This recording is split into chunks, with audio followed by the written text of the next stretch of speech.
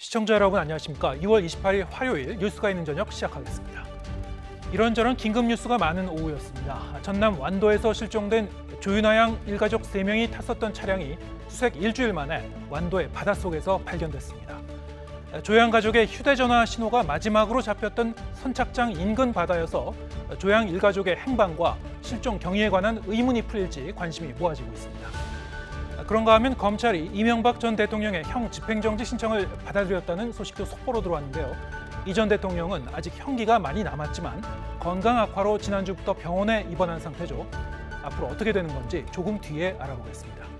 먼저 오늘의 주요 뉴스 윤보리 앵커가 정리해드립니다. 완도 조양 일가족 실종 사건을 수사 중인 경찰이 완도군 송곡한 인근 방파제 앞바다에서 조양 가족이 탔던 차량을 발견했습니다. 일가족이 펜션에서 사라지던 날 밤 미리 분리수거를 하고 짐을 차에 싣는 모습도 CCTV에서 추가로 확인됐습니다. 민주당이 7월 임시국회 소집 요구서를 제출하며 사실상 원구성 강행 수순에 나서자 국민의힘은 입법 독재 신호탄이라며 강하게 반발했습니다. 친문계 핵심으로 꼽히는 홍영표 의원은 8월 전당대회 불출마를 선언해 이재명 의원의 동반 불출마를 압박했습니다. 나토 정상회의 참석을 위해 스페인을 방문한 윤석열 대통령이 우리 시간으로 오늘 밤 첫 공식 일정으로 한호주 정상회담을 갖습니다. 내일 한미일 정상회담 등 모두 16차례 공식 일정을 소화하는데 잠시 후 전문가와 함께 이번 방문과 회담의 의미 짚어봅니다. 장마 전선이 남하해 오늘 밤부터 모레까지 수도권과 강원 지역에 300mm가 넘는 폭우가 내릴 것으로 보입니다. 이번 비는 강한 바람까지 동반해 각별한 주의가 요구됩니다. 전해드린 대로 완도에서 실종된 일가족 3명이 탔던 승용차가 선착장 인근 바다에서 발견됐습니다. 현장에 나가 있는 취재기자 연결하겠습니다. 오선열 기자. 네, 전남 완도 송곡 선착장입니다. 경찰이 조윤아 가족 차량의 번호판까지 확인했다고 하죠. 네, 그렇습니다. 실종된 일가족이 차량이 발견된 곳은 제가 있는 이곳 선착장에서 80m 떨어진 지점입니다. 이 가두리 양식장 주변 수심 10m 지점이고요. 오후 5시쯤에 차량이 발견됐습니다. 오후 6시쯤에는 차량 번호판까지 확인했는데요. 윤아양 일가족이 탔던 차량은 지금 뒤집혀서 트렁크가 열린 상태입니다. 워낙 시야가 좋지 않고 썬팅이 진해서 내부에 사람이 있는지 여부는 확인되지 않았습니다. 오늘은 유실 방지막만 덮어놓고 내일은 오전 10시부터 해경과 공조해 차량을 인양할 방침입니다. 앞서 오후 3시 20분쯤엔 방파제 인근 앞 5m 앞 해안에서 차량 라디에이터 덮개가 발견되기도 했습니다. 행적이 끊긴 지는 벌써 한 달이 다 돼가는데 조윤아 가족의 흔적들이 속속 나오고 있죠. 네, 경찰은 조윤아 가족의 통신과 금융계좌 기록을 받아 분석하고 있는데요. 이 조윤아 가족은 행방이 묘연했던 지난달 28일에도 완도 명사심리해수욕장 인근 펜션에 있는 펜션에서 하루 더 머물렀던 것으로 확인됐습니다. 이 기존에 머물던 펜션에 방이 없어서 100m 떨어진 인근 펜션으로 이동한 건데요. 이 조윤아 양은 펜션에 나섰던 지난달 30일 밤만 해도 이상한 모습을 보였습니다. 이 조윤아 가족이 펜션을 나갈 때 짐이 없어서 궁금증을 자아냈는데요. YTN이 CCTV를 추가로 확인한 결과 짐이 든 여행용 가방은 먼저 트렁크에 실은 것으로 나타났습니다. 그 뒤에 다시 올라가서 아이를 업고 내려온 건데요. 앞서 조윤아 양 부모는 퇴실 30분 전부터 깔끔하게 분리수거까지 한 것으로 드러났습니다. 지난달 24일부터 대부분 이곳 펜션에서 머무는 동안 아이는 거의 방 안에만 있고 부모는 하루에 한두 차례 외출한 장면이 찍히기도 했습니다. 지금까지 전남 완도 송곡 선착장에서 YTN 오선열입니다. 검찰이 뇌물수수동 혐의로 징역 17년형을 선고받은 이명박 전 대통령에 대해 3개월 동안 형 집행정지를 결정했습니다. 현재 서울대병원에 머물고 있는 이 전 대통령은 당분간 검찰이 지정한 곳에서 치료를 받게 됩니다. 현장에 취재기자 나가 있습니다. 김철희 기자. 네, 서울대병원에 나와 있습니다. 네, 검찰이 오후에 이명박 전 대통령이 낸 형 집행정지 신청을 받아들였는데 현재 이명박 전 대통령은 병원에 머무르고 있는 거죠? 네, 그렇습니다. 이명박 전 대통령은 안양교도소를 떠나 제가 나와 있는 이곳 서울대병원에 머물고 있는데요. 이달 초에는 건강 악화를 이유로 형 집행 정지를 신청하기도 했습니다. 검찰은 심의위원회를 오늘 열어서 3개월 동안 형의 집행을 정지하기로 결정하기도 했는데요. 그 이후로 건강 상태를 고려할 때 형 집행으로 인해 건강을 현저히 해칠 우려가 있다는 심의위원회 판단을 따랐다고 설명했습니다. 형사소송법에 따르면 수형자의 건강이 극도로 나빠지는 등 형의 집행이 가혹하다고 볼만한 사유가 있을 때 집행정지 신청을 할 수가 있습니다. 검찰이 3개월 동안 형 집행을 멈추기로 하면서 당분간 이 전 대통령은 서울대 병원에 머물며 치료를 받게 될 것으로 보입니다. 앞서 이 전 대통령은 자동차 부품업체 다스의 자금 수백억 원을 횡령하고 삼성에서 거액의 뇌물을 받은 혐의로 기소돼 대법원에서 징역 17년형을 확정받았습니다.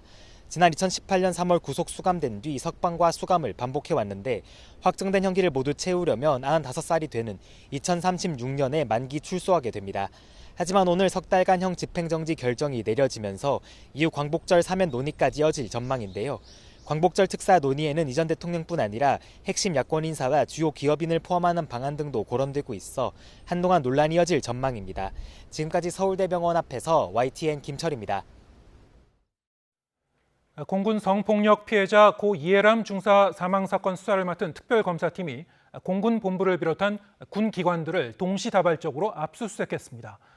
수사 착수 23일 만에 이뤄진 첫 강제 수사로 2차 가해와 은폐 의혹 등을 규명하기 위한 수사에 속도가 붙을지 주목됩니다. 손효정 기자의 보도입니다. 고 이해람 중사 사망 사건을 수사하는 안미영 특별검사팀이 공군 본부를 비롯한 군 기관에 대해 동시다발 압수수색에 나섰습니다. 이 중사가 근무한 제20 전투비행단, 제15 특수임무비행단과 함께 사건 직후 초동 수사를 맡았던 공군 수사단도 압수수색 대상에 포함됐습니다. 고 이중사 특검팀이 강제 수사에 나선 건 이번이 처음으로 수사에 착수한 지 23일 만입니다. 특검팀의 수사 대상은 크게 두 가지인데 이중사 사망 사건과 관련된 공군 내 성폭력과 2차 가해 의혹이 한 부분이고 국방부와 공군본부에서 사건을 은폐하거나 무마하려 했다는 의혹도 핵심 수사 대상입니다. 이중사를 성추행한 장모 중사 등은 이미 재판에 넘겨졌지만 추가 혐의가 드러난다면 특검 수사 대상에 포함될 수 있습니다. 이와 관련해 특검팀은 부실 수사와 2차 가해 등 여러 의혹의 진상을 규명하기 위해 신속하고 철저히 수사하고 있다고 밝혔습니다. 또 당시 사건 은폐 의혹 등에 대해서도 관련 기록과 증거를 바탕으로 전방위적인 수사를 벌이고 있다고 덧붙였습니다. 앞서 특검팀은 출범 이후 국방부와 국가인권위원회에서 수사 기록 5만여 쪽을 전달받아 검토해왔습니다. 또 유족과 부실 수사 의혹을 제기해온 군인권센터 관계자 등을 참고인 신분으로 조사했습니다. 워낙 유능하시고 참 면면이 훌륭하신 분들이라서 그분들께서 알아서 다 잘 진실을 밝혀주실 거라고 믿고. 최근엔 국립과학수사연구원에 고인이 쓴 글이나 유가족 면담을 바탕으로 극단적인 선택에 이르게 된 원인을 추정하는 심리 부검도 의뢰했습니다. 특검팀은 강제 수사로 확보한 자료를 분석하는 대로 관련자를 소환해 본격적인 진상규명에 나설 것으로 보입니다. YTN 손유정입니다. 중부지방을 중심으로 장맛비가 내리고 있습니다. 오늘도 밤사이 강하게 쏟아지는 야행성 게릴라 호우가 예상돼 주의가 필요한데요. 현재 비 상황과 전망, 기상센터 연결해 알아봅니다. 김수연 캐스터. 네, 기상센터입니다. 네, 지금 비가 강하게 내리는 곳 어딘가요? 네, 현재 경기 동부와 강원도 곳곳에 산발적으로 장맛비가 내리고 있고 남부 지방에는 소나기가 지나는 곳이 있는데요. 5mm 안팎 정도로 지금은 비가 강하지 않습니다. 하지만 점차 빗줄기가 굵어지기 시작하면서 내일 새벽부터 낮 사이 수도권과 영서 지방에 시간당 50mm 이상의 물폭탄이 떨어지는 곳이 있겠고요. 이후 사선의 띠 형태로 만들어진 비구름이 남북을 오르내리면서 내일 오전부터 모레 새벽 사이 영서 남부와 충청, 전북 북부와 경북 북부 지역에 강하게 비를 뿌리겠습니다. 이에 따라 내일 새벽에 수도권을 시작으로 점차 중서부와 전북 북부에 호우특보가 발효되겠습니다. 또 수도권과 강원도에는 산사태 위기 경보가 주의 단계로 상향됐고 해안을 중심으로는 강풍주의보도 내려져 있습니다. 저지대 침수와 산사태, 강풍으로 인한 피해가 발생할 가능성이 높은 만큼 계속해서 대비 철저히 해주시기 바랍니다. 금요일까지 중부지방을 중심으로 장맛비가 오락가락 이어질 것으로 보이는데요. 우선 모레까지 수도권과 강원도의 많은 곳은 300mm 이상, 충청도에 최고 200mm, 전북과 경북 북부에도 150mm가 넘는 폭우가 쏟아지는 곳이 있겠습니다. 기상센터였습니다. 정부가 전기와 가스 요금을 동시에 올리며 6%대 물가가 점차 현실로 다가오고 있는데요. 택시나 상하수도 등 정부의 통제 범위를 넘어선 공공요금도 도미노 인상이 예고돼 고물가 상황은 더욱 굳어질 것으로 보입니다. 권남기 기자입니다. 정부가 1년치 전기요금을 한꺼번에 올렸습니다. 기업부터 소비자까지 모두 영향을 미치며 물가 상승을 부채질하겠지만 수십조 적자를 앞둔 한전을 내버려둘 수 없다고 판단한 겁니다. 하지만 적자를 메우기엔 여전히 부족해 하반기에 전기료를 또 올릴 수 있다는 관측이 나옵니다. 최근에 에너지 가격은 이런 계속 높은 상황이라 적자는 계속 쌓일 거기 때문에 가을이나 겨울쯤에 전기요금을 좀 추가적으로 인상할 수 있는. 혹여 정부가 하반기 전기료 인상을 막는다 해도 추가 공공요금 인상은 피할 수 없을 전망입니다. 지방자치단체가 가격을 결정하는 상하수도나 택시요금 등은 이미 줄줄이 인상이 예고됐습니다. 대구는 상수도 요금을, 제주도는 음식 쓰레기 처리 수수료를 당장 다음 달부터 올립니다. 강원도는 시내버스 요금, 울산은 택시 요금의 인상 여부를 하반기에 결정할 예정입니다. 여기에 지하철 누적 적자가 16조 원에 달하는 서울 등 요금 인상 시한폭탄을 안고 있는 지역도 수두룩합니다. 정부는 공공요금을 안 올리는 지자체에 인센티브로 특별 교부세를 주겠다며 안간힘을 쓰지만 상하수도 등 지방 공공요금은 하반기에 동결을 원칙으로 최대한 안정적으로 관리하겠습니다. 지자체들에선 나빠지는 재정을 더는 두고 볼 수는 없다고 항변합니다. 그래 인센티브라 하는 게 어디서 되겠습니까? 전국에 다 그런데 500에 600이 투여되는데 매년 그 돈을 특별세를 받아가지고 어떻게 나눠주겠습니까? 그분 원가에 미달하기 때문에 어려지는 거거든요. 무더위를 앞두고 오른 전기료에 그동안 참아온 각 지역 공공요금 인상까지 더해지며 고물가 국면이 예상보다 길어질 수 있다는 우려 섞인 관측이 나옵니다. YTN 권남기입니다. 추경호 경제부총리가 기업들의 높은 임금 인상을 자제해달라고 당부했습니다. 일부 IT 기업과 대기업이 이를 주도하고 있는데 과도한 임금 인상은 고물가 상황을 심화시킨다는 겁니다. 보도에 오인석 기자입니다. 손경식 회장 등 경청 회장단과의 조찬 간담회에서 추경호 경제부총리는 물가 상승세가 가장 우려된다며 정책 수단을 총동원하고 있다고 밝혔습니다. 그러면서 물가 상승에 편승한 경쟁적인 가격 임금의 연쇄 인상이 물가와 임금 상승으로 이어져 악순환을 초래하고 있다고 말했습니다. 추 부총리는 일부 IT 기업과 대기업을 중심으로 높은 임금 인상 경향이 나타나면서 다른 산업과 기업으로 확산할 조짐이 보이는 매우 우려스러운 상황이라면서 특히 소위 잘 나가는 여력이 큰 상위 기업들이 성과 보상 또는 인재 확보라는 명분하에 경쟁적으로 높은 임금 상승을 주도하고 있다고 지적했습니다. 과도한 임금 인상은 고물가 상황을 심화시킬 뿐만 아니라 대기업과 중소기업의 임금 격차를 더욱 확대시키고 또 중소기업, 근로, 취약계층의 상대적 박탈감도 키우고 있습니다. 주요 전자정보기술업체들은 올해 임금을 8에서 15% 올리기로 했고 최근 대한항공과 대우건설도 10% 임금 인상에 최종 합의했습니다. 추 부총리는 고임금 현상이 확산하면 걷잡을 수 없다면서 물가 안정을 위한 어떠한 노력도 물거품이 된다고 강조했습니다. 경영계에서는 과도한 임금 인상을 자제해 주시고 생산성 향상 범위 내에서 적정 수준으로 임금 인상이 되었으면 합니다. 손경식 경총 회장은 고임금 근로자들의 임금이 지나치게 올라 물가 인상을 가속하는 것에 대해 기업들도 문제의식을 공유하고 있다며 이러한 부분을 해결하는 데 적극적으로 노력할 계획이라고 밝혔습니다. 또 기업들이 체감할 수 있는 강력한 규제 개혁과 상속세 최고세율 인하 등 세제 개편을 정부에 건의했습니다. YTN 오인성입니다. 한편 노동계는 중소기업의 임금을 더 올려서 양극화를 해소해야 한다고 반발했습니다. 내년도 최저임금 결정 법정 시한이 내일로 다가왔는데 고물가에 양측의 의견차가 큽니다. 김연아 기자입니다. 고물가와 고금리 시대에 맞춰 최저임금도 올려야 한다며 양대 노총이 연대투쟁을 시작한 날. 우리가 세입투쟁에서 밀린다면 노동시간은 무한정 늘어나고 임금은 속절없이 삭감되는 무한 경쟁을 피할 수 없습니다. 추경호 경제부총리는 대기업과 IT 기업에 임금 인상 자제를 요청했습니다.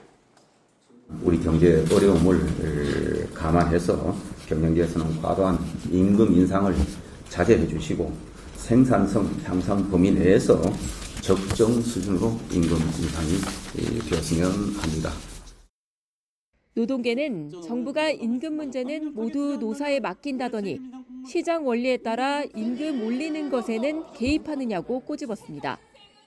한국노총은 정부가 임금을 낮출 생각하지 말고 대기업과 중소기업의 불공정 거래 관행을 개선해 중소기업과 그 종사자의 이익을 높여야 한다고 지적했고, 민주노총은 임금 격차를 줄이고 고물가 상황에서 저소득 노동자를 보호하려면 최저임금을 올려야 한다고 강조했습니다.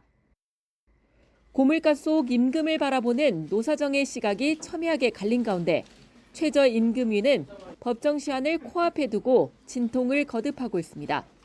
노동계는 일했으면 최저생계비는 벌어야 하지 않느냐며 시간당 1,890원 인상안을, 경영계는 원자재값 폭등과 금리 인상 속에서 임금까지 오르면 일자리를 줄일 수밖에 없다며 동결을 외치고 있습니다. 결정권을 쥔 공익위원들은 시한 내 결정을 고수하고 있는데 노동계는 이 첫 싸움이 윤석열 정부 5년 노동정책을 결정할 것이라며 강경 투쟁 방침을 밝혀 하반기 노동시장의 불안정성이 확대하는 모습입니다. YTN 김연아입니다.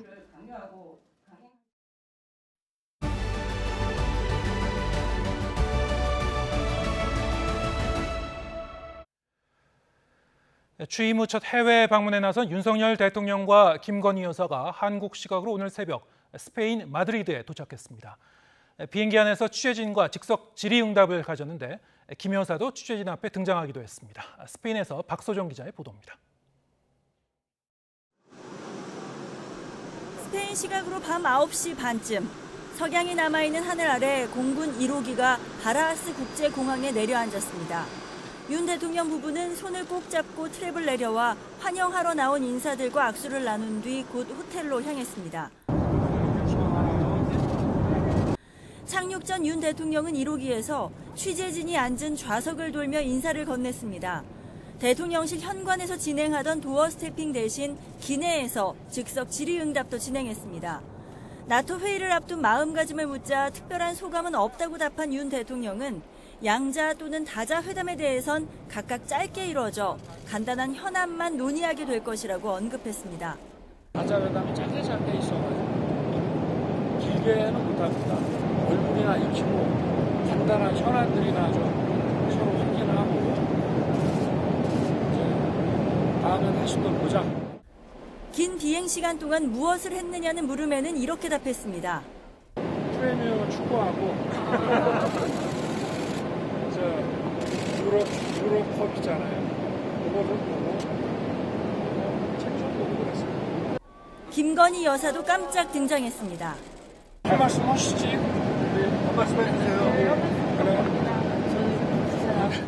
15시간씩 비행기 타야 되니까 하여튼 저 먼 길 컨디션 유지 잘하시고. 윤 대통령 부부는 휴식을 취한 뒤 이튿날부터 3박 5일 동안의 숨가쁜 외교 일정에 들어갑니다.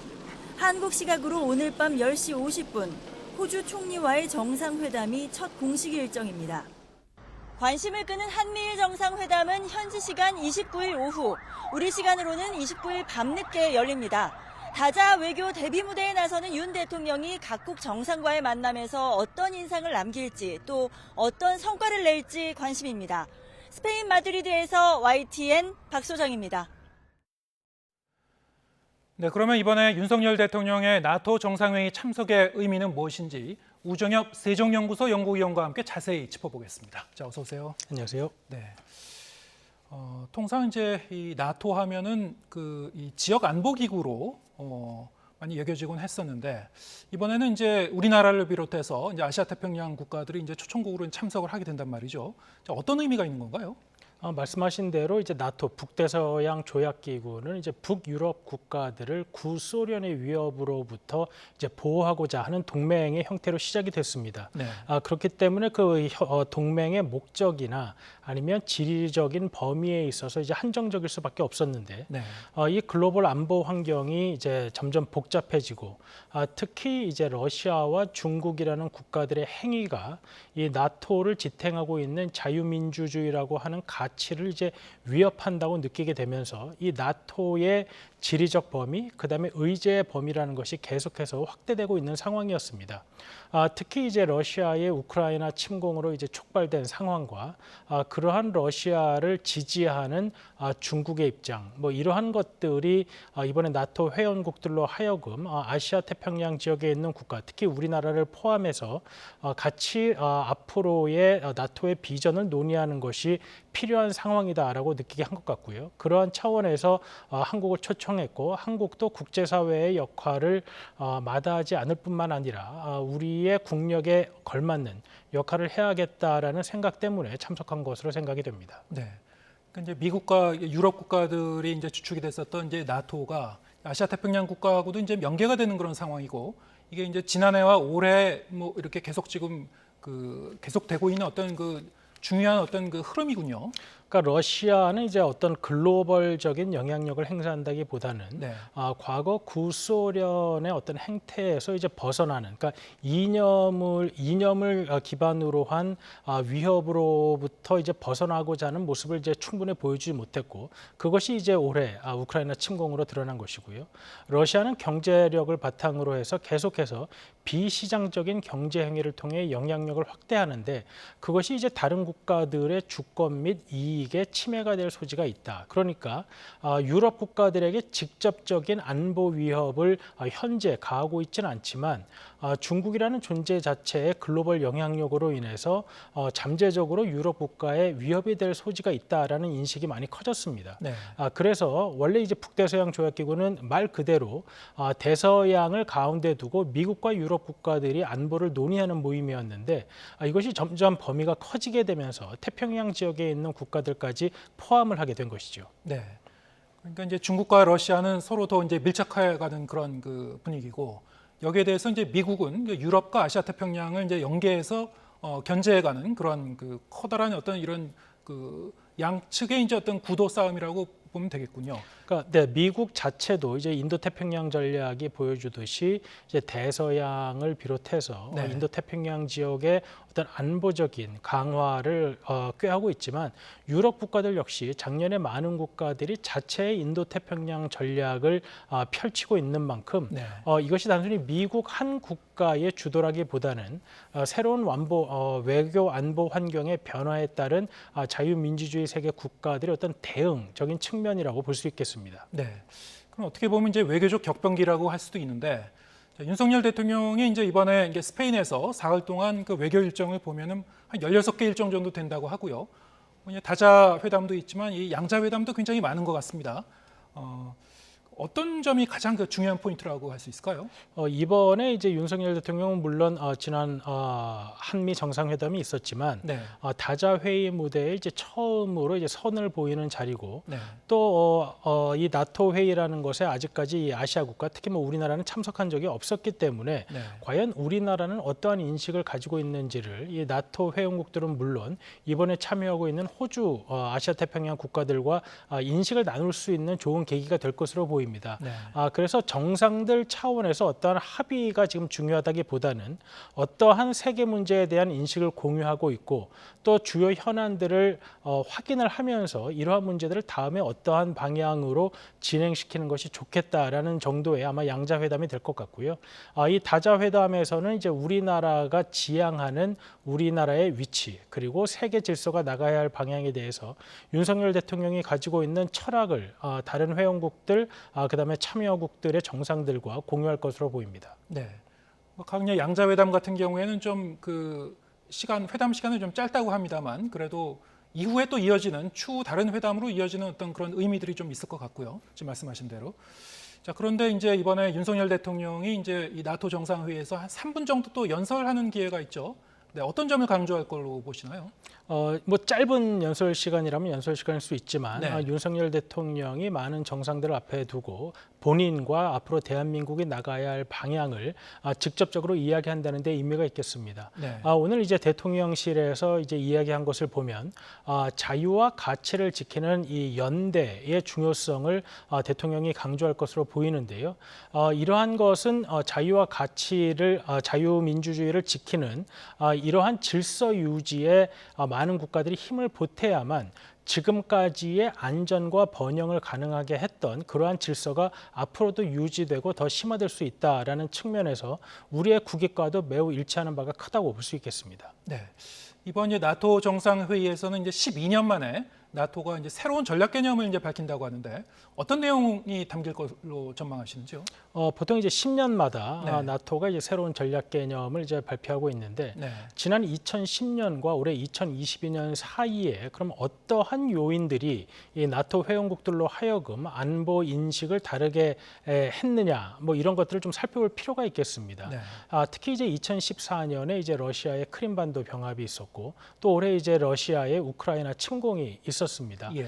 그리고 이제 중국의 행동을 보자면 그러한 불법적인 국제법적으로 불법적으로 인식이 되는 러시아의 행동을 거의 국제사회에서 유일하게 지지하는 국가였던 것이죠. 네.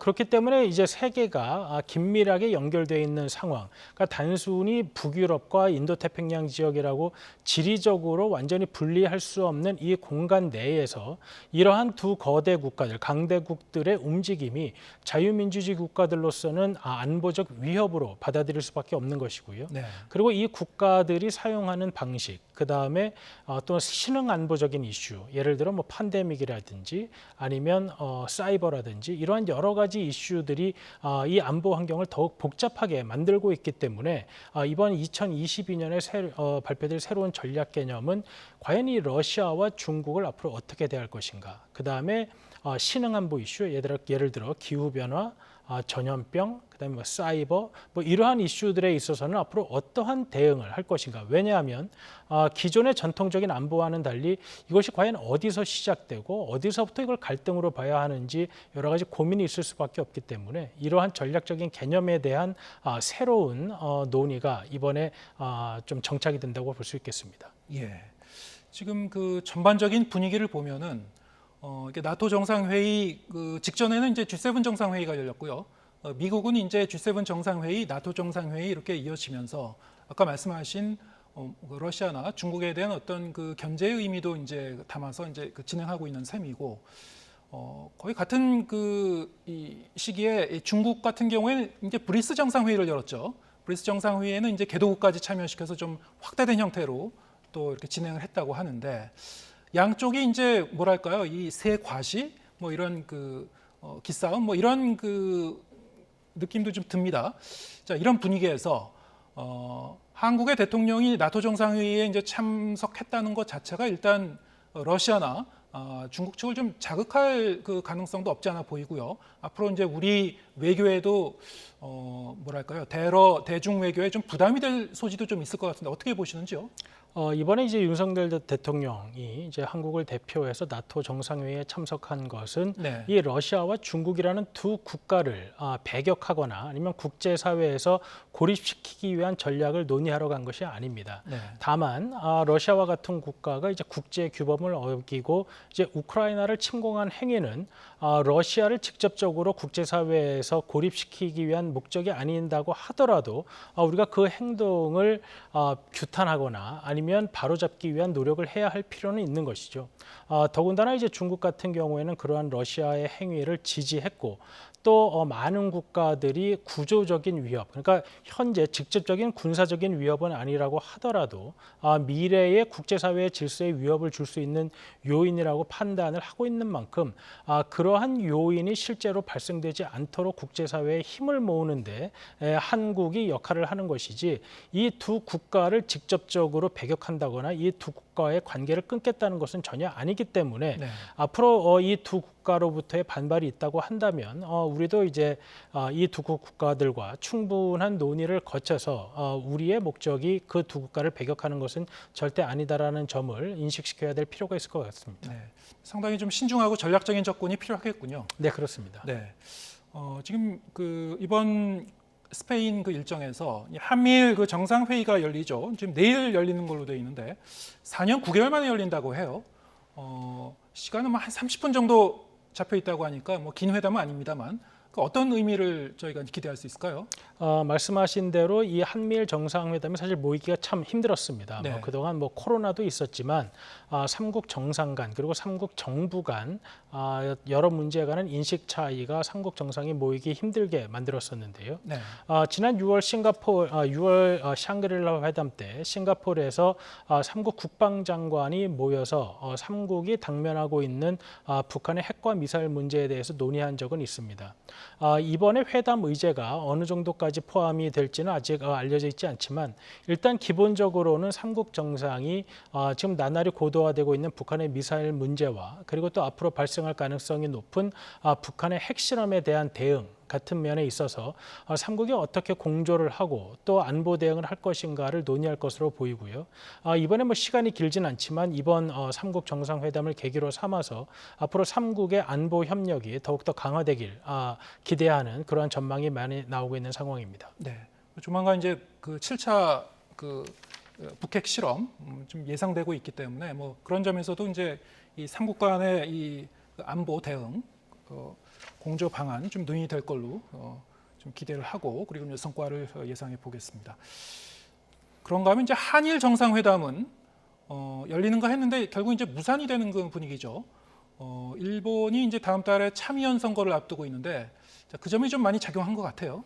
네, 7월 10일에 이제 일본 참의원 선거가 있고 우리나라에서 이제 일본에 대한 여론이 안 좋은 만큼 또 일본 내에서도 이제 한국에 대한 여론이 썩 좋은 편은 아니기 때문에 현재 한일 간의 현안이 어느 정도 좀 극복이 되는 모습을 보여야만 양국 지도자가 이제 회담을 하는 이제 명분을 이제 만들 수 있다고 본 것 같습니다. 그렇기 때문에 현재 아직까지 양국 간의 현안이 양국 간에 빠르게 회복이 될 만큼 합의가 된 상황이 아니기 때문에 이번에 이 한일 간의 양자회담은 이루어지지 않을 가능성이 높아 보이는데 그럼에도 불구하고 한일 정상이 미국을 포함한 삼국 정상회담에서 삼국이 공이 마주하고 있는 안보적인 환경을 논의한다는 것은 그럼에도 불구하고 의미가 있다라고 보겠습니다. 예, 알겠습니다. 오늘 말씀 여기까지 듣겠습니다. 우정엽 세종연구소 연구위원과 함께했습니다. 고맙습니다.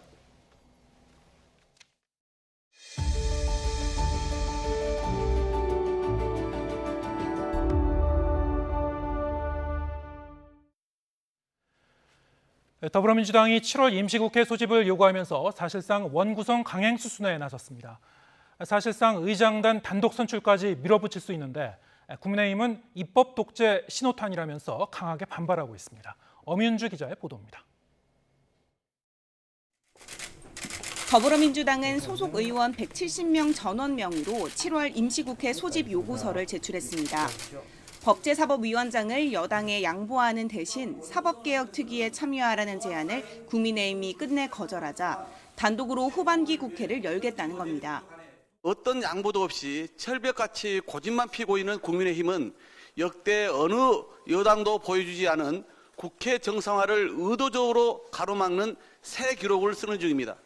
사실상 의장단 선출과 인사청문회 특위 구성 등 국회 일정을 민주당이 강행 처리할 수 있다고 압박한 셈인데 국민의힘은 즉각 반발했습니다. 21대 국회 전반기 당시 민주당이 모든 상임위원장을 강행 선출한 것을 끌어들이며 입법 독주 재시작의 신호탄이 될 것이라고 맹공을 퍼부었습니다. 민주당이 일방적으로 본회의를 소집한다면 이는 입법 독재 재시작의 신호탄이 될 것입니다. 또다시 우리 국회가 지켜온 협치 정신을 짓밟는 것입니다. 여야는 권성동 원내대표가 대통령 특사 자격으로 필리핀 신임 대통령 취임식에 참석하는 것을 두고도 설전을 주고받았습니다. 민주당은 정부 여당이 국회 정상화에 의지가 없다고 몰아붙였고 여당의 지도부나 대통령 태도를 볼 때 국회를 정상화하려고 지금 너무 약한 거 아니냐. 그런 것이 좀 아쉽고요. 아예 대화를 기피하고 해외로 출국한 것이 과연 바람직한 태도냐. 국민의힘은 이미 3주 전에 결정된 특사 결정을 두고 공세를 펴는 건 전형적인 물타기라고 맞받았습니다. 이미 사전에 확정되어 있는 행사이고 대통령 특사로 가는 부분을 알고 있으면서 그것을 지금 협상의 장애물인 것처럼 하는 것은 전형적인 물타기 내지는 그 프레임 설정의 기만 전술 아닌가. 여야는 원내 수석부대표가 물밑 접촉을 통해 원구성 논의를 이어가고는 있습니다. 하지만 접점을 찾기 어려운 상황에서 민주당이 7월 임시국회에서 의장단 선출까지 강행할 경우 전국은 더욱 경색될 것으로 보입니다. YTN 엄인주입니다. 요즘 여야는 하루가 멀다 하고 민생 그리고 경제를 외치고 있습니다. 하지만 내탓 공방 속에 국회가 한 달 가까이 멈춰 있는 상황에서 공감하는 국민들이 얼마나 될지 미지수입니다. 김경수 기자가 보도합니다. 국민의힘 물가 민생 안정특위가 금융 취약계층을 챙기겠다며 이번엔 금융당국 관계자들을 불렀습니다. 은행권을 향해 예금과 대출금리 차이로 과도한 이자 장사를 하지 말아달라고 촉구하고 금융당국에도 관리 감독을 주문했습니다. 자율적으로 시장이 잘 돌아가면서 치솟는 금리에 대해서 연끌 쪽이라든지 대출을 받은 많은 분들의 부담이 조금이라도 완화될 수 있는지 검토하는. 윤석열 정부가 강조하는 반도체 산업 경쟁력을 강화하기 위한 특별위원회도 첫 회의를 열었습니다. 민주당 출신 무소속 양향자 의원이 이례적으로 국민의힘 특위 위원장을 맡았는데 제2의 반도체 기적을 만들겠다고 각오를 밝혔습니다. 정파와 이념을 뛰어넘어서 여야 협치의 새로운 모델을 만들 수 있도록 그런 새로운 모델이 될 수 있도록 최선을 다하겠습니다. 제2의 반도체 기적을 만드는 데 함께해 주심에 감사드립니다. 더불어민주당도 질세라 연일 민생 행보에 공을 들이고 있습니다. 중소기업을 현장 방문한 우상호 비대위원장은 원자재 가격 상승을 납품 단가에 반영하는 연동제 도입을 반드시 매듭 짓겠다고 강조했습니다. 경제와 민생 쪽에 완전히 집중하기로 당의 방침을 정했습니다. 국민의힘이 국회를 안 열어줘도 우리는 할 일을 한다. 그런 마음으로 민생과 경제에 올인하겠습니다. 첫 간담회를 열고 공식 활동에 나선 경제위기 대응 특위도 윤석열 정부 대응을 지적하며 여당과 차별화를 시도했고 이 위기를 관리하고 또 극복해야 될 이 컨트롤 타워가 제대로 작동을 하지 않고 있습니다. 즉시 대통령 중심의 비상경제 중대본부를 가동시켜야 합니다. 민생 우선 실천단은 장애인 이동권 보장을 확대하는 교통약자법 개정안을 발의하며 민생 최우선 기조를 이어갔습니다. 여야가 경쟁적으로 민생과 경제를 강조하고 있지만 한 달 가까이 국회 문도 못 열고 법안은 10,000건 넘게 쌓여 있는 상황에서 진정성을 느낄 국민이 얼마나 될지 의문입니다. YTN 김경수입니다. 더불어민주당 내 대표적인 친문계인 홍영표 의원이 당권 도전 포기를 선언하며 이재명 의원 불출마 압박에 가세했습니다. 이런 가운데 이 의원은 국회 입성 뒤 1호 법안으로 민영화 방지법을 대표 발의하면서 고심을 이어가고 있습니다. 정현우 기자의 보도입니다. 친문계 핵심인 4선의 홍영표 의원이 민주당 사는 길에 자신을 바치겠다며 오는 8월 전당대회 불출마를 선언했습니다. 유력 당권주자 가운데선 지난 22일 전해철 의원에 이어 두 번째입니다. 특정인을 거론하지 않겠다고 했지만 사실상 이재명 의원의 불출마를 압박하는 모양새입니다. 책임 정당이라는 그런 것들을 재정립해야 된다고 봅니다. 저는 내려놓았습니다. 그래서 우리 모두가 그런 성찰과 반성 속에서 책임을 지고 이런 움직임에 친명계 좌장인 정성우 의원은 그런 정치가 말이 되느냐, 정상적이냐면서 불편한 심기를 드러냈습니다. 잇따른 불출마 압박 속에서도 이 의원은 공개 입장을 내놓지 않으며 무건수행을 이어가고 있습니다. 그러면서 첫 법안으로 민영화 방지법을 대표 발의하면서 의정활동에 집중하고 있습니다. 동료 의원 14명이 이름을 올렸는데 정부가 단독으로 공공기관 민영화를 단행하는 것을 막기 위해 관련 주식을 팔 때는 국회의 사전 동의 절차를 받게 하자는 내용 등이 담겼습니다. 이 의원이 당권 도전과 관련해 장고를 이어가고 있는 가운데 어떤 선택을 내릴지 관심입니다. YTN 정윤우입니다.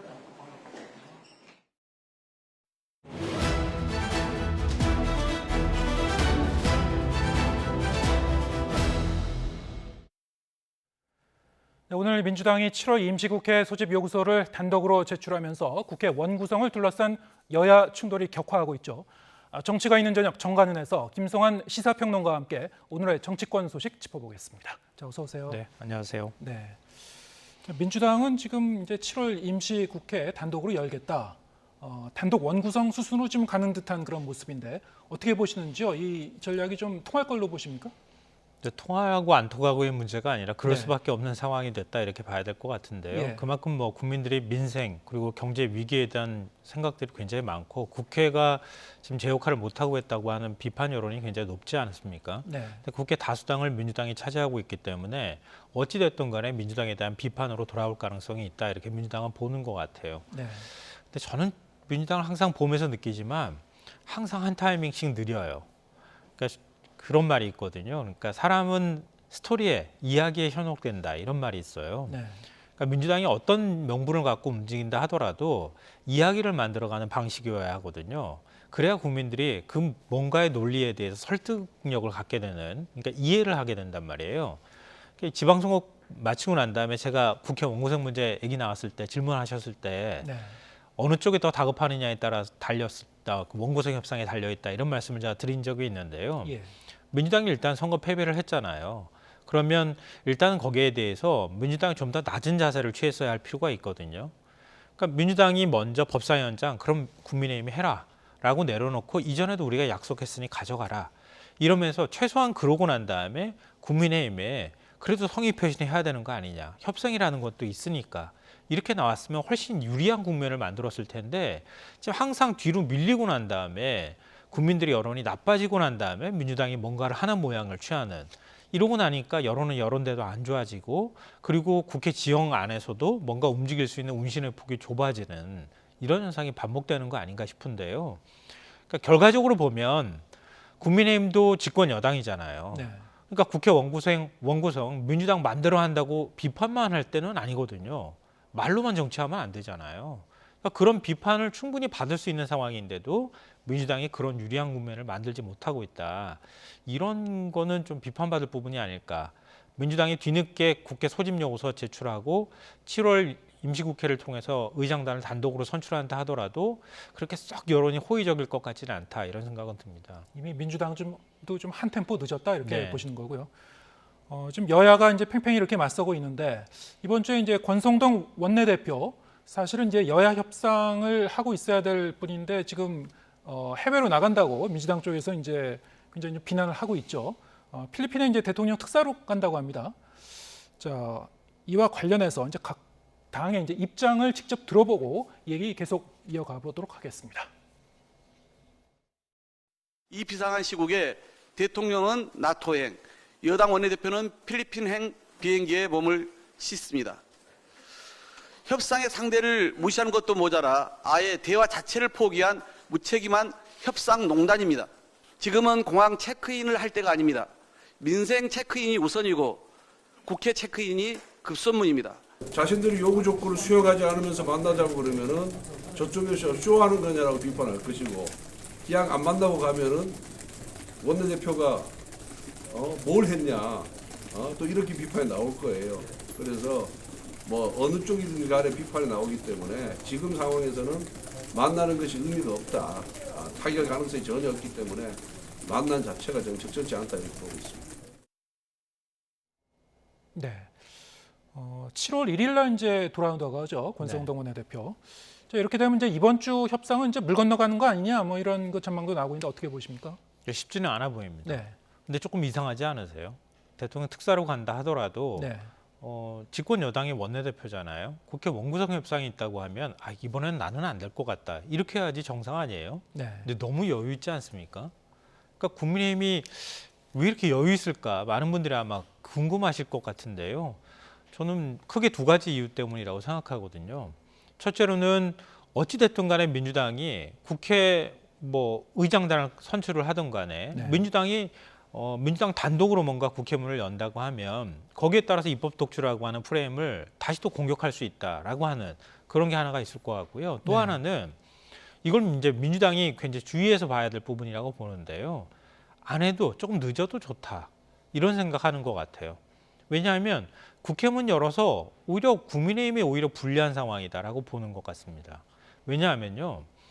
지금 검찰 인사 계속 반복해서 벌써 3번째 나오는 거 아닙니까?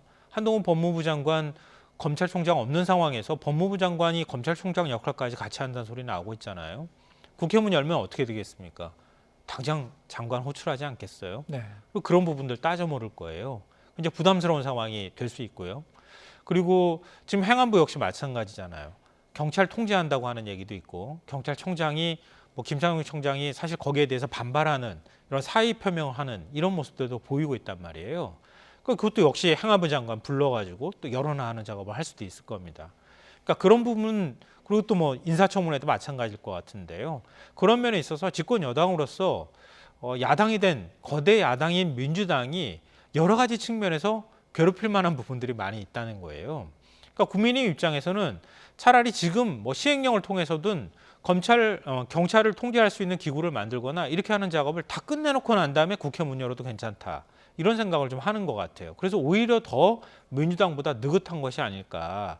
그러니까 오히려 장외에서 특위 정치를 하면서 특위 구성해서 민생을 돌보는 것처럼 이런 모습을 보인다 하더라도 오히려 결국은 입법 독재라고 하는 민주당의 프레임이 훨씬 더 강하게 작동할 것이기 때문에 우린 조금 더 기다려도 된다. 이런 사고방식을 하고 있는 거 아닐까. 그러니까 그런 부분들에 대해서 민주당이 좀 유념해서 전략을 만들 필요는 있다고 생각합니다. 네. 지금 말씀하신 게 맞다면 사실은 근데 국민의힘의 이제 속내를 저희가 이제 확인할 길은 없습니다만 좀 그 경제 상황이라든가 여러 가지 산적한 그 민생 법안이라든가 이렇게 이제 집권 여당으로서도 이렇게 손 놓고 있을 만한 상황은 아닌 것 같은데요. 그게 오히려 예. 이상해 보인다는 제가 말씀을 드린 거예요. 그러니까 지형 자체가 민주당이 거대 야당으로서의 지형이기 때문에 네.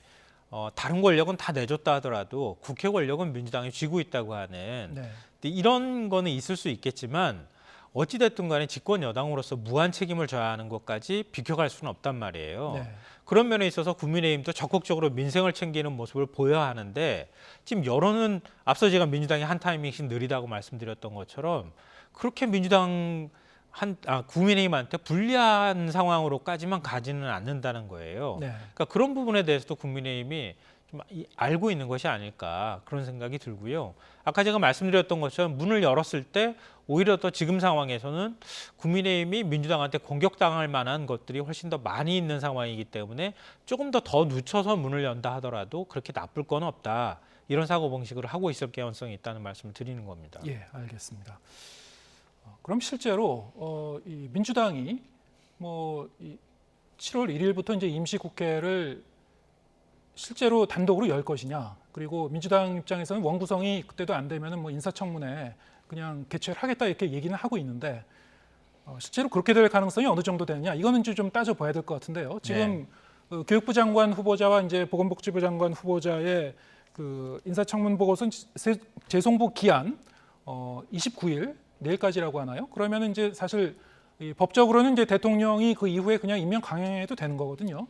어떻게 보십니까? 글쎄요, 전자결제를 할지는 모르겠어요. 외국에 나가서 전자결제를 하는 경우가 있기는 한데요. 네. 그렇게까지 강행할 것 같아 보이지는 않아요. 예. 지금까지 기다렸는데 그러니까 권성도 원내대표도 돌아오고 윤석열 대통령도 곧 돌아오지 않겠습니까? 예. 그러니까 그 이후에 국회 원구성 상황을 보고 난 다음에 판단해도 늦지 않는다. 여기까지는 아마 생각을 하고 있는 것 같아요. 네. 그러니까 이후 이제 7월 초에 임시국회가 소집되고 그 다음에 원구성 협상이 어떻게 진행되느냐 여기까지는 좀 보고 결정하지 않을까 이렇게 생각하는데요. 그러니까 국회 운영 상황으로 볼 때는 민주당이 막무가내로 나갈 것 같지는 않아요. 제가 볼 때는. 네. 일단은 압박 수위를 한 단계 더 높이려고 하는 전략을 취하는 것 같습니다. 그러니까 결국은 다수당으로서 민생을 외면했다고 하는 비판 여론이 훨씬 큰 상황이기 때문에 네. 어찌됐든 다수당으로서의 책임을 다한다고 하는 그런 여론전을 할 필요는 있을 거라고 보거든요. 네. 그러니까 국회 임시국회 소집 요구하고 국회 문을 일단 열고 그러고 난 다음에 국민의힘을 좀 더 압박하는 전략을 구사하면서 그리고 국회 원구성 협상을 진행하는 이런 방식을 선택할 거라고 보여요. 예를 들어서 국회의장을 선출한다 하더라도 국회의장을 일방적으로 선출하는 건 굉장히 부담스러운 일이거든요. 일단 거기에 대해서 국민의힘이 어떤 반응을 보이는지 지켜보겠다. 이게 첫 번째 수순이 될 것 같고요. 그 다음에 국민의힘 입장에서도 또한 민주당이 계속 여론에 압박을 할 것이기 때문에 집권 여당으로서 책임을 또 비껴가기는 어렵잖아요. 그러니까 국민의힘도 어쩔 수 없이라도 원구성 협상에 응할 수밖에 없는 상황으로 갈 거라는 거예요.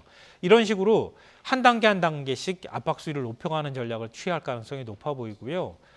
국민의힘 입장에선 사실 국회의장은 어차피 민주당 몫이 될 수밖에 없단 말이에요. 국회 다수당이 민주당이기 때문에. 그러니까 국회의장 선출까지는 어떻게 간다 하더라도 국회의장 선출을 하는 데 있어서 민주당이 일방적으로 선출하면 또 입법 독재 프레임을 또 씌울 수 있는 점이 있단 말이에요. 네. 민주당이 그걸 모르지는 않을 거고요. 그러니까 일단은 임시국회 소집을 해놓고 난 다음에 그 다음에 서로 간의 협상을 진행하는 이런 방식을 취할 가능성이 높다 이렇게 생각합니다. 네. 뭐 이런 가운데 어쨌든 속절없이 이제 국회 시계는 계속 돌아가고 있는데 어떻게 이제 전개되는지 좀 봐야 될 것 같고요. 그런가 하면 오늘 그 더불어민주당의 대표적인 이 친문 계열의 이 유력한 당권 주자죠. 홍영표 의원이 전당대회 불출마를 선언했어요. 전해철 의원에 이어서 이제 홍영표 의원도 불출마 선언하면서 이게 이제 이재명 의원에 대한 이제 불출마 압박이 더 이제 거세지는 거 아니냐, 뭐 이런 전망이 나오고 있는데 좀 어떻게 보시는지요? 네, 저는 최근에 이제 이런 모습 보면서요. 네. 민주당의 이른바 친문계 주류라고 불리는 의원들이 얼마나 기득권이 강고한가 이걸 확인하게 된다 이런 생각을 하게 되는데요. 그러니까 이재명 의원 한 명 불출마하기 위해서 이렇게까지 해야 되나 그런 생각을 저는 해요. 네. 왜냐하면 뭐 예를 들면 97세대가 나온다 하더라도 97세대를 뭐 친문계 주류 의원들이 밀 수도 있겠죠. 밀 수도 있고 이재명 의원 불출마 압박할 수도 있겠지만 전당대회에 나와서 오히려 전당대회를 역동성 있게 바꾸는 작업이 오히려 더 중요하지 않겠습니까? 국민의 관심을 더 끌 수 있는 방법을 선택하는 것. 그게 오히려 민주당한테 전체적으로 더 좋은 방향이라고 보는데 네. 그게 아니라 무조건 콕 집어가지고 이재명 안 나오게 하는 게 우리의 최대의 목표야. 그러니까 내가 당권 주자로서 당대표 출마하려고 했는데 나 안 나갈 테니까 당신도 나오지 마. 오로지 이런 방식으로만 지금 당이 움직이고 있다. 이거는 기득권 지키기와 다름없는 얘기다. 그러니까 이런 방식으로 과연 가는 게 과연 민주당한테 이게 맞는 건가 이런 생각이 들거든요. 그러니까 오로지 차기 공천권을 따내기 위해서 공천에서 배제되는 것을 도저히 참을 수 없어서 이런 방식으로 가는 건 좀 바람직하지 않다고 봅니다. 예를 들어서 97세대 의원들 가운데서도 누군가는 또 출마 선언을 할 거거든요. 네. 그러니까 친문 주류 쪽에서 모 의원을 민다고 하는 소문까지 벌써 퍼지고 있는 상황이에요. 네. 그러니까 그 의원이 나올 수 있겠죠. 그리고 이재명 의원도 이재명 의원대로 나와서 당원하고 국민들한테 판단을 받으면 되지 않겠습니까? 이게 오히려 당의 역동성을 떨어뜨리는 방법으로 이렇게 가는 게 이렇게 이른바 개파 정치처럼 보이는 게 개파 싸움으로 보이게 하는 게 이게 무슨 득이 있겠나 이런 생각을 하지 않을 수가 없는 것 같아요. 예, 알겠습니다. 이재명 의원도 이제 그냥 고심을 거듭하고 있다고 하니까요. 일각에서는 빠르면 이번 주라는 관측도 있었습니다만 그런지는 잘 모르겠고 아무리 늦어도 7월 한 중순 전에는 결정을 할 7월 수밖에 중순 전에는 없죠. 해야 되고 아마 네. 이제 다른 이 주자들과의 어떤 연동되는 측면이 있으니까 7월 초에는 좀 결단을 내리지 않을까 이런 얘기도 나오고 있는 것 같습니다. 지켜보겠습니다. 김성환 시사평론가와 함께했습니다. 고맙습니다. 네.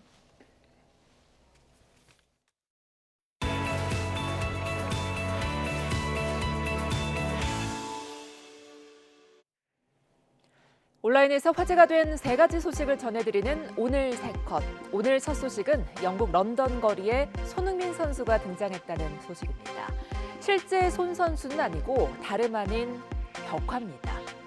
영국 그래피티 작가 그나셔가 아들을 위해서 손흥민 선수의 트레이드마크 찰칵 세리머니를 그린 건데요. 손흥민 선수는 골을 넣으면 좋은 추억이 된다며 내 마음에 간직하고 싶어 찰칵 세리머니를 하게 됐다고 밝힌 바가 있죠. 그나저는 영국계 아시아인인 아들이 최초의 아시아인 득점왕 손흥민을 닮고 싶어해 그 모습을 그렸다고 설명했습니다. 흥미로운 건 그나저는 손흥민 선수가 뛰고 있는 토트넘의 앙수 웨스트햄 팬이라는 건데요. 웨스트햄 팬으로서 조금 마음이 아프지만 아주 멋진 사람 손흥민에게 경의를 표한다고 덧붙였습니다. 네, 두 번째 소식입니다. 셀프 주유소에서 손님이 70대 직원에게 무릎을 꿇게 했다는 주장이 제기됐습니다. 차량 전문 온라인 커뮤니티 보배드림에 셀프 주유소를 운영 중이라는 사장이 올린 CCTV 화면입니다. 주유를 하러 온 손님이 직원을 불렀는데 직원이 늦게 왔다고 벌어진 일이라는데요. 글을 올린 사장은 이 손님이 카드 투입고를 늦게 알려줬다고 70대인 직원을 무릎 꿇게 하고 폭행했다고 주장하면서 누리꾼들의 공분을 사고 있습니다. 사실관계는 자세히 확인해 봐야 알겠지만 직원들에 대한 고객의 갑질, 이제는 정말 사라져야겠죠. 마지막으로 유용한 정보 하나 알려드립니다. 내일부터 주민등록증 대신 스마트폰으로 간편하게 신분 확인을 할 수 있다는 소식인데요. 공항에서 탑승자 신분을 확인하거나 민원 서류를 제출하는 등 실물 주민등록증을 쓰는 모든 분야에서 실물과 같은 효력으로 사용할 수 있습니다. 정보24 안드로이드 앱에서 기본 정보 입력과 간단한 인증을 거치면 이용할 수 있는데요. 다만 도용이나 각종 사고 방지를 위해 본인 명의 스마트폰 한 대에서만 이용할 수 있고 화면 캡처는 할 수 없습니다. 지금까지 오늘 새 컷이었습니다. 코로나19 유행 감소세가 둔화하면서 신규 환자도 1, 2주 전보다 늘었습니다. 방역당국은 확진 규모 등락이 반복될 것이라면서도 아직 재유행이 시작됐다고 보기는 이르다고 평가했습니다. 이영원 기자의 보도입니다. 코로나19 신규 환자는 9천여 명으로 전날보다 6천 명 넘게 늘었습니다. 검사 건수 적은 주말 영향이 끝나면서 환자가 급증한 겁니다. 반복되어 온 양상이지만 문제는 전반적인 추세입니다. 1주 전보다는 500여 명, 2주 전보다는 100여 명 늘어 유행 감소세가 멈칫한 모양새입니다. 실제로 환자 한 명이 몇 명을 감염시키는지를 보여주는 감염 재생산 지수도 최근 4주 연속 증가했습니다. 최근 감소세가 이제 둔화되는 현상을 좀 보여주고 있습니다.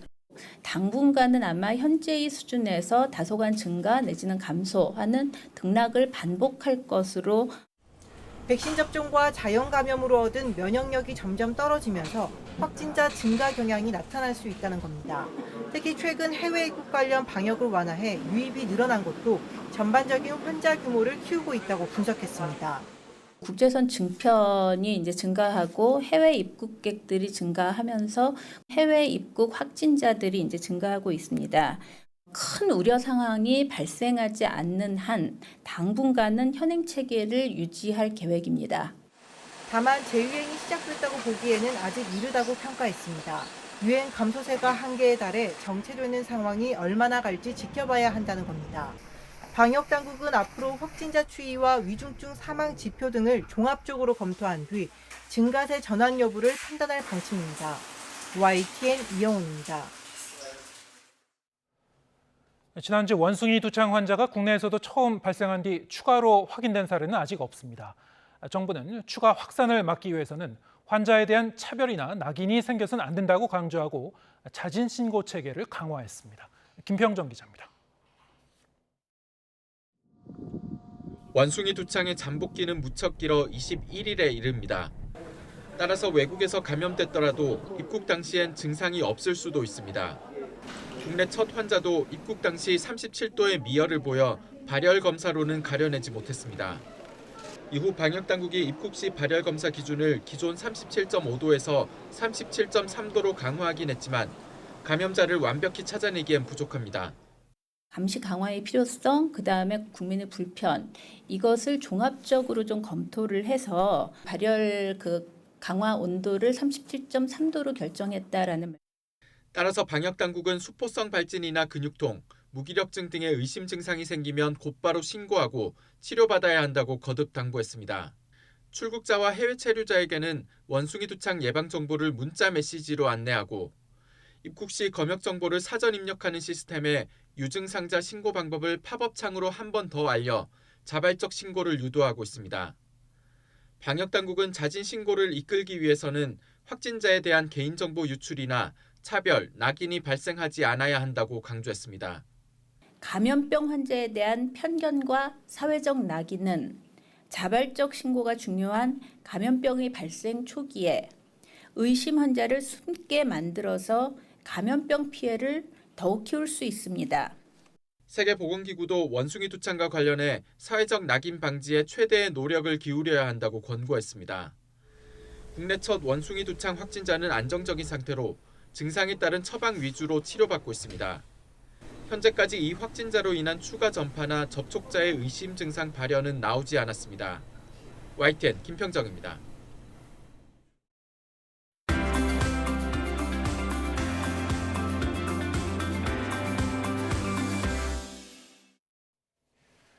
네, 월간 유의죠. 이번 달은 환경을 주제로 계속 전해드리고 있습니다. 오늘 주제는 산불 피해지 복원 방법 논란인데요. 취재한 권희범 PD 나와 있습니다. 안녕하십니까? 네, 어서 오세요. 네, 올해는 유난히 대형 산불이 많았죠. 이렇게 이제 산불로 훼손되는 산림을 어떻게 복원할 것인가, 그 복원 방법을 놓고 논란이 일고 있다고요? 예, 인공복원이냐 자연복원이냐를 놓고 논란이 벌어졌는데요. 네. 인공복원은 산불 피해목을 베고 묘목을 심는 방법으로 조림복원으로도 불립니다. 자연복원은 말 그대로 산불 피해지에 다른 조치 없이 자연적으로 산림을 복원하는 방법입니다. 올해 산불 피해지 복원이 본격적으로 논의되면서 일부 환경단체가 자연복원을 더 확대해야 한다고 주장하면서 논란이 불거졌는데요. 네. 이 내용 다룬 리포트 먼저 보시겠습니다.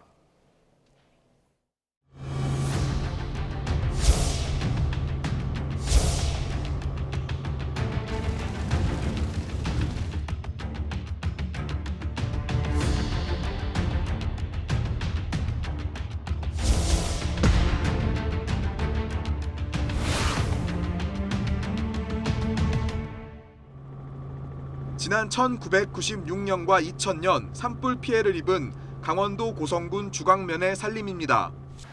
같은 산이지만 한쪽은 피해목을 베고 나무를 심는 인공복원을 진행했고 다른 쪽은 아무 조치 없이 산림이 자연 복원되고 있습니다. 이곳은 20여 년 전 산불 피해를 입은 지역입니다. 이 길을 기준으로 인공복원을 한 쪽은 잎이 뾰족한 침엽수가, 자연적으로 복원된 쪽은 화렵수가 무성합니다. 그렇다면 어떤 방법이 좋을까?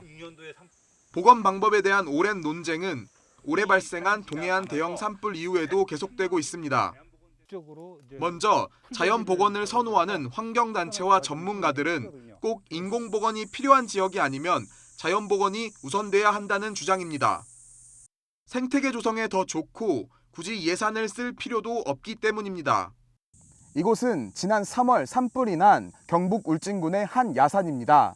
3달이 지난 지금 이렇게 탄 나무 아래로 신갈나무와 같은 화렵수가 자라고 있습니다. 또 인공복원의 경우 주로 소나무를 심는데 소나무가 불에 약하고 솔잎과 송진도 불에 잘 타서 결국 산불에 취약한 산림이 만들어진다는 겁니다. 소나무가 송진을 함유하고 있어서 불도 쉽게 붙고요. 탔다 그러면 상당히 오래 타고 온도가 높아집니다. 그렇기 때문에 확산하기가 쉽습니다. 대형 산불의 위험에 상당히 노출되어 있습니다.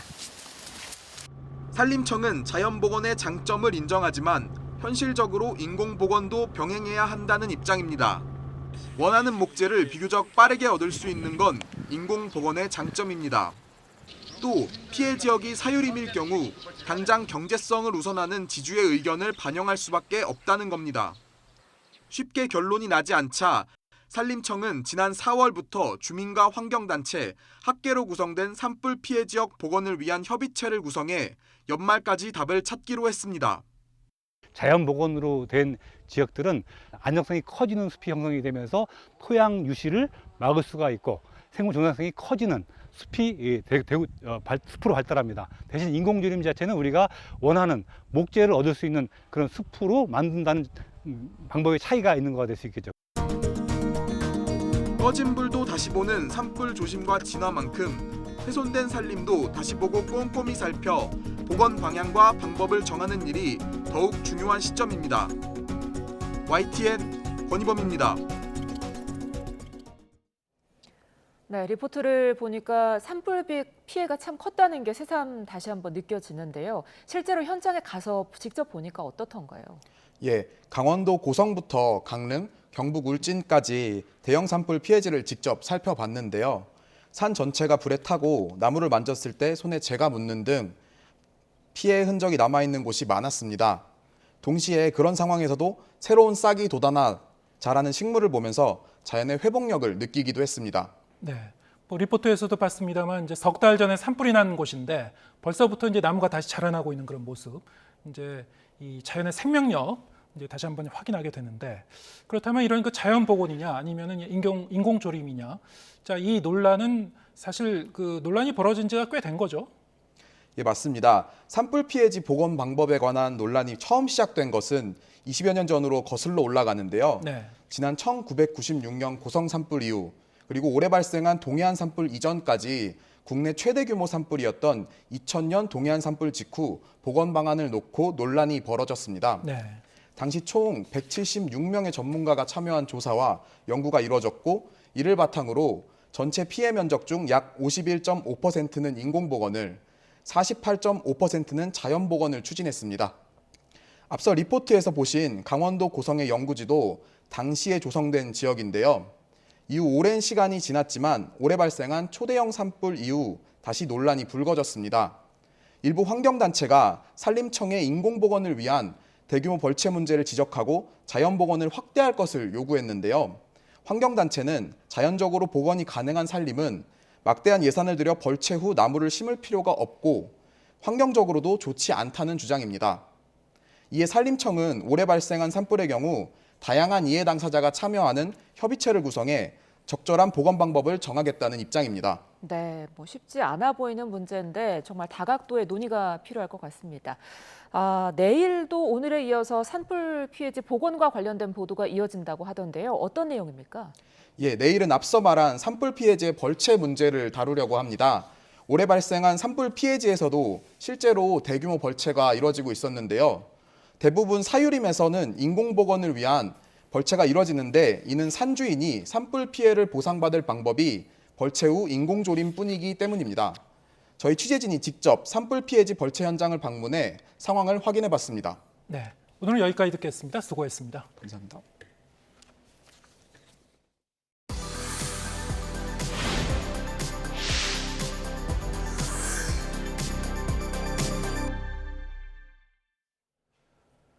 장마가 시작된 북한에도 연일 폭우가 이어지고 있는 가운데 정부가 북한을 향해 댐을 방류할 경우 사전에 통지해달라고 공개적으로 요구했습니다.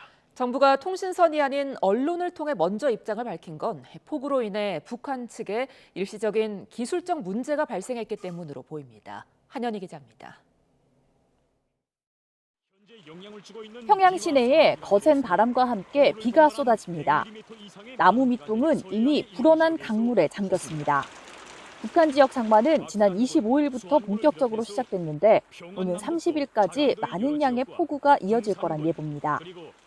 앞으로도 현재 영향을 주고 있는 저기압과 장마 전선의 영향으로 폭우를 동반한 200mm 이상의 매우 많은 비가 내릴 것으로 예견되고 있습니다.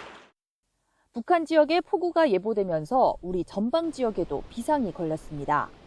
북한이 임진강 상류에 있는 환강댐 수문을 개방하면 경기도 연천의 국남댐과 필승교 수위에 영향을 주기 때문입니다. 이게 저쪽에서 수문을 열었다 하고 난 뒤에 통보를 해주면 우리가 대비할 시간은 충분한가요? 어떤가요? 앞서 지난 2020년 북한이 환강댐 수문을 통지 없이 열어 경기 파주와 연천 지역 주민들이 긴급 대피하기도 했습니다. 이번에도 과거처럼 북한이 환강댐 등의 수문을 열어 일방적으로 방류할 수도 있다는 우려가 나오는 가운데 통일부는 북한을 향해 북측 수역의 댐을 방류할 경우 사전에 통지해달라고 요구했습니다. 접경 지역 주민의 생명과 재산상 피해를 예방하기 위한 기본적인 조치로서 북측 수역의 댐 방류 시 사전에 우리 측에 통지해 줄 것을 북측에 요구합니다. 남측이 통지문이 아닌 언론을 통해 북한에 공개 요구를 한 건 이례적입니다. 폭우로 인한 북측의 기술적 결함으로 남북 간 통신 연결 상태가 불안정했기 때문인데 통일부는 오후에는 통신선이 복구돼 군 통신선을 통해 구두로 통지했다고 밝혔습니다. YTN 한혜입니다.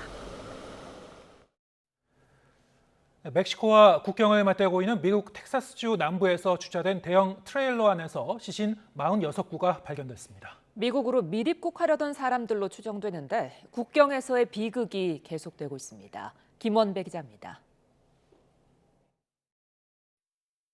철도 선로 옆 수풀가에 있는 대형 트레일러 주변에 구급차와 경찰차 등이 대기하고 있습니다. 현지 시간 27일 미국 텍사스주 샌안토니오시 남서부 외곽에 주차된 대형 트레일러 안에서 시신 수십 구가 무더기로 발견됐습니다. 사인은 아직 밝혀지지 않았지만 이날 샌안토니오의 기온이 섭씨 40도에 달하면서 고온 속에 트레일러에서 질식했을 가능성이 제기됐습니다. 사망자를 제외하고 어린이를 포함한 16명은 온열 질환으로 인근 병원으로 이송됐습니다. The patients that we saw were hot to the touch.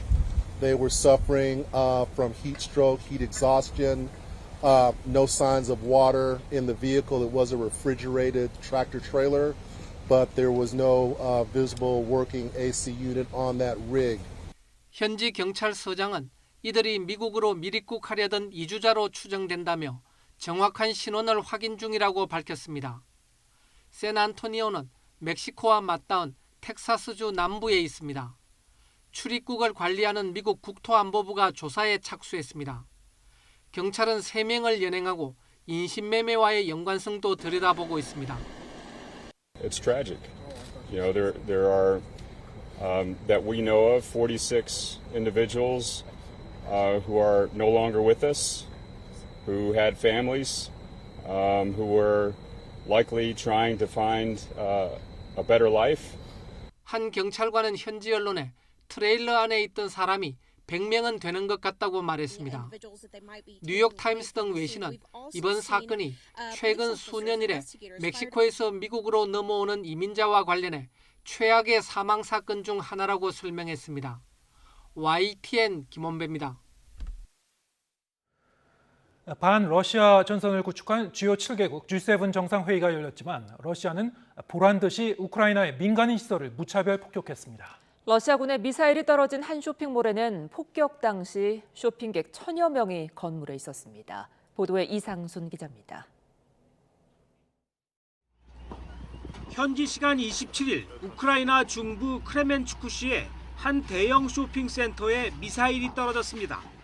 당시 1000여 명이 건물 안에 있었는데 최소 10명이 숨지고 40명 이상이 다쳤습니다. Authorities believe there may be large number of civilians inside. We do not have yet any hard numbers on casualties, but whatever that number is, any attack that hits a shopping mall is utterly deplorable. 한 초등학교에는 로켓탄이 거대한 구덩이를 만들었습니다. 이른 새벽이라 다행히 인명 피해는 없었습니다. Мы сделаем все, чтобы наши дети пришли в школу и учились или онлайн, или офлайн, но мы сохраним свой контингент. 동부 도네츠크주의 슬로비안스크시 주거 지역도 새벽녘에 폭격을 당해 사상자가 발생했습니다. 시 당국은 러시아군이 집속탄을 사용했다고 주장했습니다. 러시아군이 주요 7개국 G7 정상회의 개막 직전인 주말부터 무차별 폭격을 퍼붓고 있습니다. 젤렌스키 우크라이나 대통령은 최신 미사일 방어 시스템 지원을 거듭 호소했습니다. Мають достатній спільний потенціал, щоб зупинити російську агресію і проти України, і проти Європи в цілому. Це можливо. G7은 반러시아 연대와 이를 위한 지원을 재확인했습니다. Alle Regeln, alle Vereinbarungen, die wir miteinander getroffen haben über die Art und Weise der Zusammenarbeit von Staaten sind damit gebrochen worden. Ganz besonders die Verständigung, dass Grenzen nicht mit Gewalt verschoben werden sollen. 젤렌스키 우크라이나 대통령은 G7 정상회의 화상연설에서 우크라이나의 안전보장에 주요 7개국이 참여해달라고 촉구하면서 이번 겨울까지는 전쟁이 끝나기를 희망한다고 밝혔습니다. YTN 이상순입니다.